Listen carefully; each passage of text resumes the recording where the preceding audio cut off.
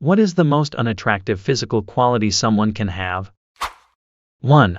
I had a math teacher who used to foam at the mouth. It wasn't rabies related, he just had foam build up on the corners of his mouth. 2. Love that you clarified that it wasn't rabies related. 3. Because if it was rabies, it'd be attractive. 4. I would go on a date with a girl with rabies. At least you wouldn't have to buy her drinks. 5. My childhood orthodontist had this. It was creamy in color and he wouldn't wear a mask. I spent every appointment fearing for it dropping right in my mouth.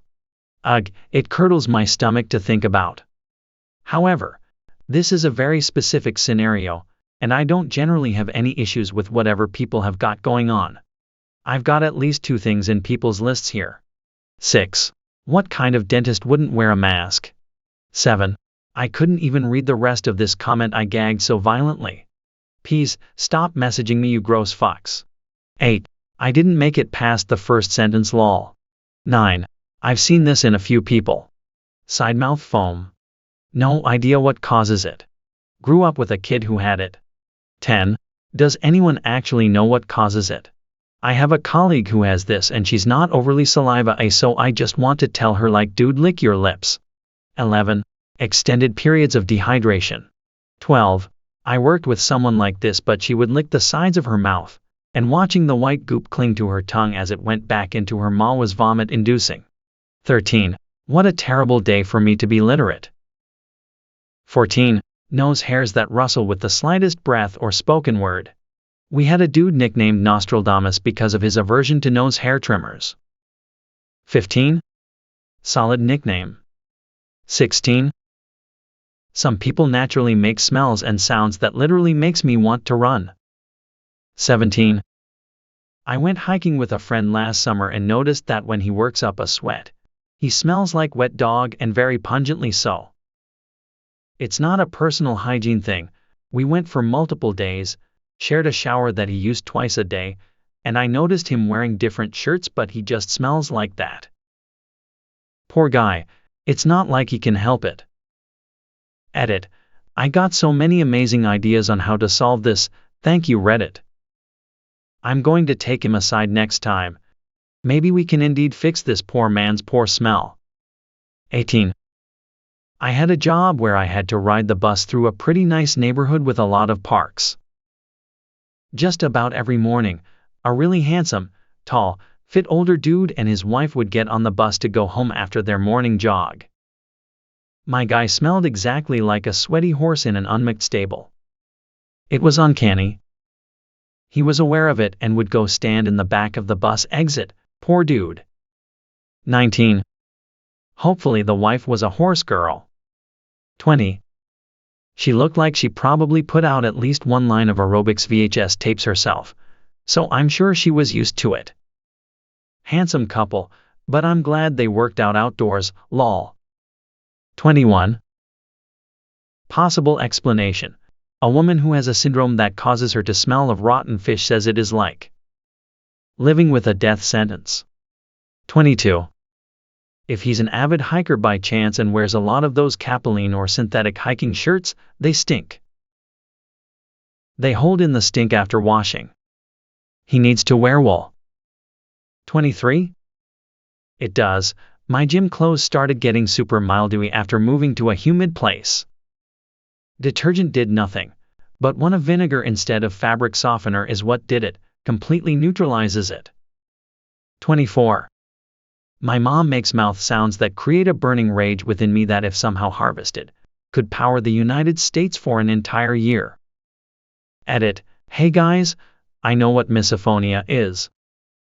I kind of sort of have mild selective misophonia, but I really have a hard time with my mom specifically, lol, and almost anything she does drives me insane and makes me want to throw myself out of a moving vehicle, lol. So my mild misophonia turns into overdrive when she makes mouth noises. 25. When my spouse eats, it can't be in a silent room. There has to be conversation or music, because the sound just sickens me. I don't know what it is or what they're doing, but it grosses me out. I've never told them. 26. I flat out told my spouse after we had been married for like 6 months. You should have learned this when you were 5, but you really need to chew food with your mouth closed. Her whole family does the open mouth chew. Makes my skin crawl. 27. It's that sniff people do, you know the one. The deep gross throaty one? 28. Oh dude, I literally puked once in elementary school because the sub we had that day kept doing the sniff and swallow. Just vomited all over my desk after listening to him swallow snot for 30 minutes. 29. Why do you people refer to it as the sniff? Had me confused for a bit. But if I'm understanding correctly, it is akin to charging a loogie. Like the retching in the back of your nose while keeping the mouth closed? 30. Yeah, calling it a sniff is weird. 31. That beard, which kind of just looks like they got a couple of fly legs glued to their face. 32. Out of all the things here, this is just vicious. I will be thinking about this for days. 33. A relative of mine recently learned how to trim his facial hair nicely, and it's a huge relief because he had been rocking the pube beard for years. 34. Bad Bo. I smelled a dude from a table away at a bar and I had to quit drinking and just leave. 35. A friend of a friend who uses natural deodorant came to my house once and my friendly-ass golden retriever started growling at him and bristled all of his hair up. It was that offensive of a smell. 36. Haven't read something so funny in a while. 37. Years ago my older brother and I went to a movie and this man came in and took the seat to my right. I have never smelled anything like that Bo in my life and I spent a good portion of my youth shoveling animal shit. It was actually eye-watering and left us gagging. What blew my mind though, was this guy came in with a woman that was obviously his partner and she didn't seem to notice or care about the smell. 38. I have a friend, his wife has no sense of smell. This is great for my friend who can be a bit gassy. 39. I was with a guy who had ridiculous body odor. If he slept in my bed when I didn't have access to immediate laundry, I would not be able to go in my room for 3 days after he left. He would shower and immediately start stinking. It wouldn't help at all. I showered with him twice to sneakily see if he was washing properly. He was. It was a medical problem. He was also completely against seeing a doctor about it and expected me to love him for him. It was so bad, it made my eyes water. I had to break up with him. 40. It was so bad, it made my eyes water. I had to break up with him. Hopefully that may have been enough for him to get over his hang-up and seek medical help. 41. I wish my parents, specifically my dad because I'm male, had pulled me aside and told me how to fend off Bo. Primarily by aggressive showering, with lots of soap everywhere there's skin, every single day, more than once, even. Clean clothes, clean sheets, maybe some strategic cologne or body lotion. Keep the crotch dry with baby powder in the summer. And how diet can affect Bo as well. Took me decades to figure all this out. Edit. I didn't mean to imply that I was always stinky with Bo. I think there can be several factors that come together in a perfect storm to make someone stand out for their scent. Most of the time, even when I was young, I probably didn't smell that bad. But there were also, probably, a lot of perfect storms. 42. I have a body odor I can't seem to get rid of even with aggressive showering and it's making my life hell. 43. Just so everyone knows, terrible body odors can sometimes be caused by certain disorders, like phenylketonuria. It's not always a hygiene issue. 44. Seconded. Also the body sometimes cannot break down certain proteins, leading to funky smells. 45. Even hyperhidrosis, especially the unfortunate souls like me who have full body hyperhidrosis, can leave you constantly smelling of sweat and some people are funky. I'm on meds for it, but sometimes there is just nothing I can do about it. 46. At least you quit drinking. 47. This dude smelled so bad it changed his life. 48. Once while swimming in the municipal pool, a guy got in with such strong Bo that it washed off his body and somehow floated on the surface of the water. I was literally swimming through it and retching. And no, he didn't shower before he got in, unfortunately for the rest of us. 49. I'm not sure if this is admissible. But if someone eats in a disgusting way, it makes me physically retch to be around them. My friend eats like a fucking pig and I have to leave the room. 50. I second this. My brother eats like it's gonna run away from him and the whole time he's breathing through his mouth cause he doesn't take his allergy meds and I can hear the nose whistle. 51. I'm sorry, but I hate your brother based on your description alone. 52. Spitting saliva when talking. 53. We got a lady at work that does this and she also stands way too close to talk to. I call her Jurassic Jen because you can actually see the saliva on her teeth and it reminds me of toothy dinosaurs before they attack. 54. Or that little bit of gummy saliva at the corner of their mouth that you can see stretching every time they talk. Had a teacher that always had that. No idea what causes it, but it's disturbing. 55. How do I stop? 56. If you scroll long enough, you can find your whole self on this list. 57. You comment is directly above. Covered in feces and excrement. Lol. 58. We all need to keep warm in the winter. 59. Being greasy. Edit. I'm greasy and I hate it. As in greasy hair. Skin. 60. What else gets greasy? I had a friend who complained because her mechanic fiancé never cleaned himself off very well after work. 61. I've had chronic and deeply genetic acne and blackheads since I was 12 years old. My skin is also as greasy as it gets and all of these horrible skin ailments destroyed me and ruined my life along with other things.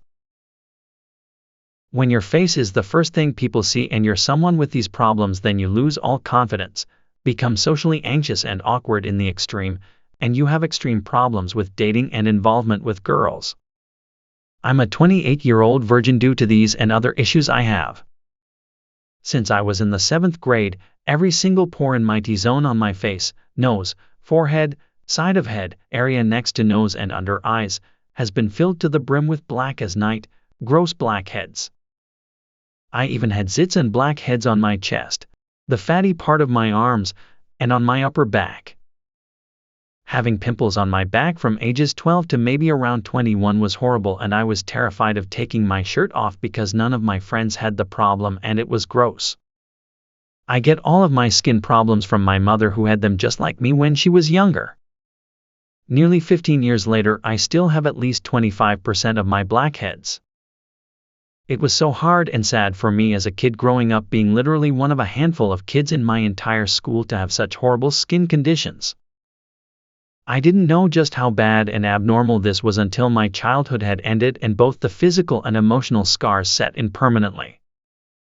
Add this to the fact that my nose is enormous and was maybe the biggest in all my years of grade school and you wind up with a failed human being with no romantic prospects, no motivation to work, no friends, no social life.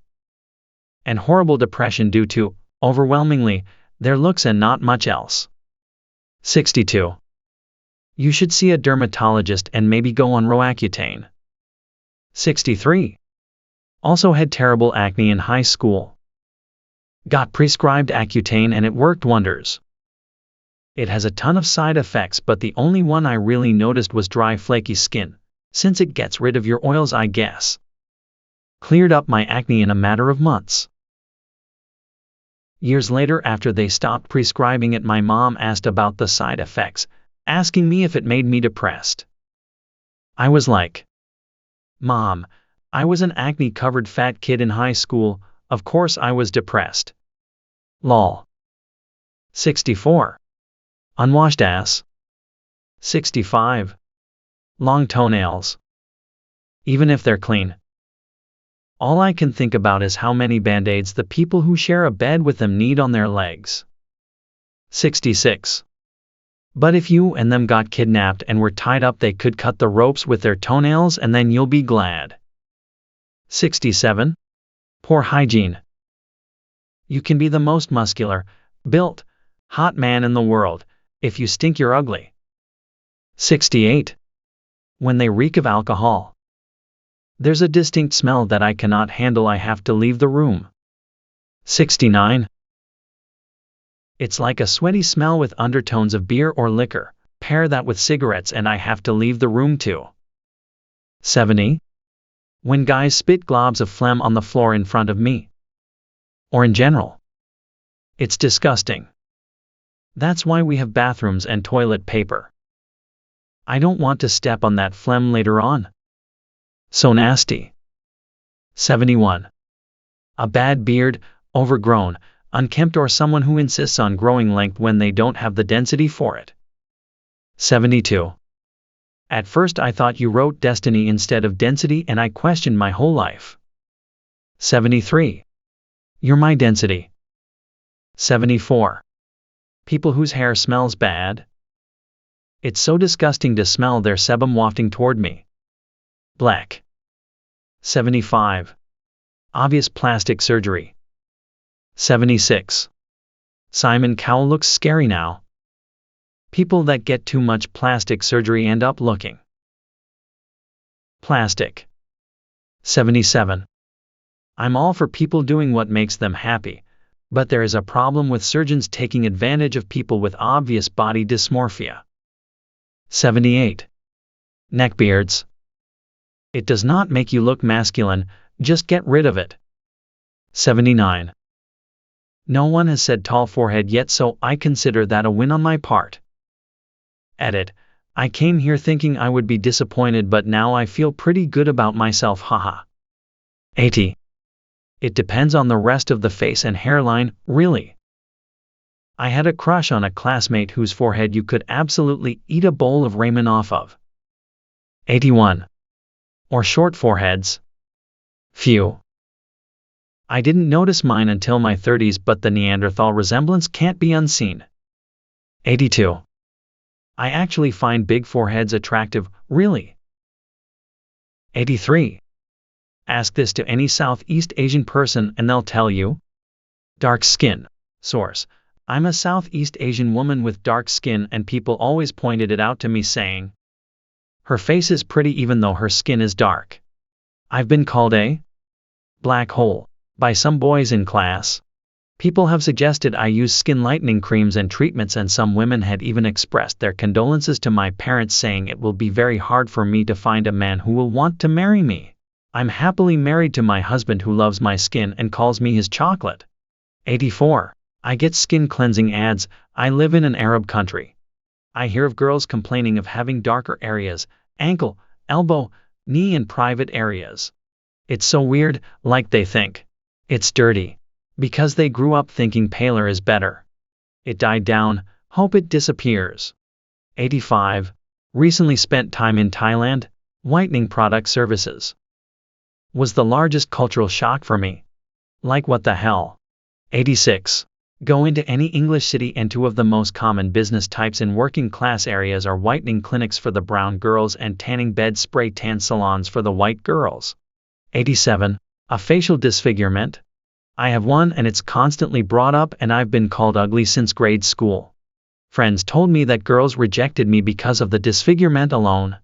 They thought I was a great guy. I was just ugly. You don't have to date someone you don't find attractive. I get it, but it still hurts to know that's the only reason they said no. I've also had customers at different jobs bring up my disfigurement as well. The most recent one was a positive comment about my work ethic, but they referred to me by my condition alone. My name is on the receipt and on my uniform. 88. My best friend since first grade had a facial disfigurement. She was teased throughout school, and I was the only one beyond her family to recognize her value. People in public places would also point at her and laugh or make faces. She was and is kind, fun, wise, loving, and has the most fantastic imagination. She always stayed very grounded and in time managed to not care about the insults. I was continuously impressed by her. By the end of high school she had an operation that removed the disfigurement. Suddenly people considered her beautiful, and their attitudes towards her changed. This led my friend to depression, since it was hard to cope with such a superficial world. She is okay today, but it did take a couple of years for her to cope. 89. I didn't have a disfigurement, but I was morbidly obese and lost 120 pounds in 9 months. People who hadn't ever noticed me or acknowledged me all of a sudden gave me the time of day. I've gone through big and small eras my entire life and I learned to notice when I'm being snubbed. But honestly, worse were the two-faced people who came out of the woodwork once I lost all the weight. And then if I gained any back, you could see the disappointment and disgust in their body language. 90. I had a surgery to take a deformity on my leg that was hidden. Getting rid of that was hard because it was in fact part of me. I get where your friend is coming from, to a much lesser extent. 91. I gotta share this because I feel confused about it and am still digesting feelings on it. I had a close friend, probably my best friend, in high school with a relatively heavy underbit. He had a good humor about it and we would make ugly faces at each other when joking in class and call it our creeper face. I even had a hilarious picture of him acting crazy while playing music and sketched him a picture of it. To me, that unique jaw shape was a part of him, and he was awesome. We graduated and I didn't see him for 6 months as I worked out of state for a bit. Afterward, when he heard I was back in town, and he had recently finished surgery on the overbite to help his teeth, he decided to stop by as he was on his way to some meeting or whatever. When he showed up at my house, I was extremely uncomfortable because he looked like a different person. I remember not talking much like I do when first meeting someone new. It was a short visit and I haven't seen him in person since. By all means, he did look better, but I was confused how I felt about it, and that occasionally pops into my mind. It makes me wonder what happened in my head that it bothered me so much. 92. Damn, you should get back in touch. Understandable to feel taken aback by his new look, but you were best friends. And this story makes me feel really bad for him. You should reach out and apologize for being standoffish and see if he wants to reconnect. He's the same friend he's always been. 93. It's horrible that people treat you like that. I'm sorry that you have to go through that. 94. The lashes that are so heavy you look high. 95. Body odor or dousing themselves in perfume cologne? Either way, stay the fuck away from me. 96. Or both at once. Perfume and body odor is a bad mix. 97. Body odor. 98. When they have just a strip of hair left but refuse to shave their heads. 99. There's a guy in my office who has just a strip of hair in the back, and a puff of hair right on top, near the front. It's about the size of an Egg McMuffin. It looks ridiculous. And every time I see him I can't help but think he must not have a friend loved one in the world, or else they would tell him to shave it. 100. A puff of hair right on top, near the front. It's about the size of an Egg McMuffin. You certainly know how to paint a picture. 101. I used to work with a married guy whose ear holes were always chock full of waxy buildup, and my immediate thought was, your wife don't give a fuck about you. Of course I never told him. Whose ear holes were always chock full of waxy build? There was visible wax in his ears. 102. I can't believe there are people walking around like that in this day and age. Almost completely bald head? 103.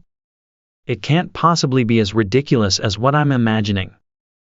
104. Quasimo toes? When the toes curl over the end of the flip-flop and pick the flip-flop off the ground like a set of fingers. 105. Mask-like makeup. It's creepy. 106. I respect the gains, the hard work it takes to maintain it, and the way it is also a form of art, but I personally don't find the bodybuilder figure attractive. 107. Rotten teeth. Edit to add dental charities. 108. More gum than teeth. 109. This is terribly unkind, shallow, and also specific, because people are born with them and it's not like poor hygiene or obesity that can maybe be improved upon. But tall gums give me the ick. I feel mean typing that. 110. It is mean, but I agree. My ex-best friend used to call them apartment teeth. Because she Didn't ask to see the second story of your mouth. She always talked about how unattractive they were. Now she's dating someone who has them LMAO.